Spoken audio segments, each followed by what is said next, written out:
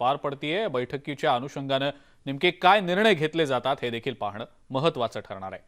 पुढची बातमी बघूया। ओबीसी आरक्षणाच्या मुद्द्यावर राज्य सरकारची पुरती कोंडी झालेली आहे। सुप्रीम कोर्टाने ओबीसी आरक्षणासाठी डेटा तयार करण्याचे आदेश दिले, तर दुसरीकडे स्थानिक निवडणुका पुढे ढकलण्याबाबत राज्य सरकारने ठराव मांडला, पण विना आरक्षण अर्थात ओपन गटातून निवडणुका होणार आहेत। याबद्दल निवडणूक आयोग लवकरच आपला निर्णय जाहीर करणार असल्याचं समजतंय।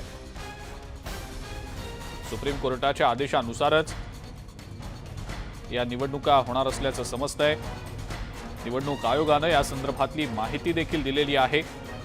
21 डिसेंबरला ओबीसी आरक्षणाशिवाय निवडणुका घेतल्या जाऊ शकणार आहे।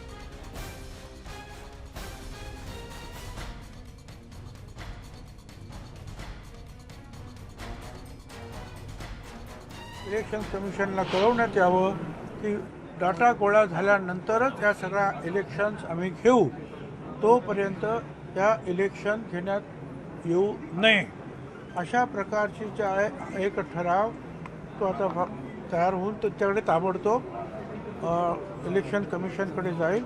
थोडक्यात म्हणजे ओबीसी शिवाय इलेक्शन होऊ नये अशा प्रकारचा हा मंत्रिमंडळाचा ठराव आहे।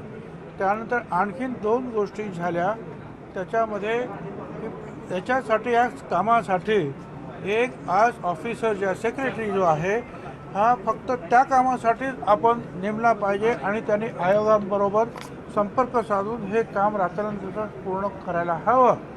मग त्यासाठी भांगे नावाचे एक अधिकारी आहे सेक्रेटरी, त्यांची त्या कामासाठी नियुक्ती करावी अशा अर्थीची सुद्धा चर्चा झाली, ज्याला मुख्यमंत्र्यांनी संमती दिलेली आहे।